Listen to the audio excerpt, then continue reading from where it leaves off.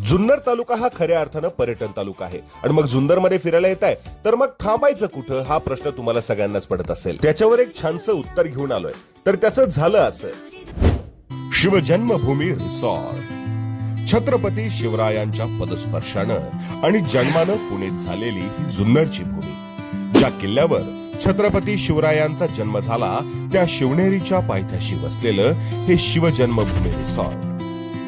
निसर्गाच्या सानिध्यात वसलेल्या या रिसॉर्टची संकल्पना आहे संतोषजी केदारी यांची. खरं तर अतिशय अस्थेटिक आणि प्रसन्न वातावरण असलेलं हे रिसॉर्ट एक चांगला ऑप्शन आहे तुमची सुट्टी घालवण्यासाठी.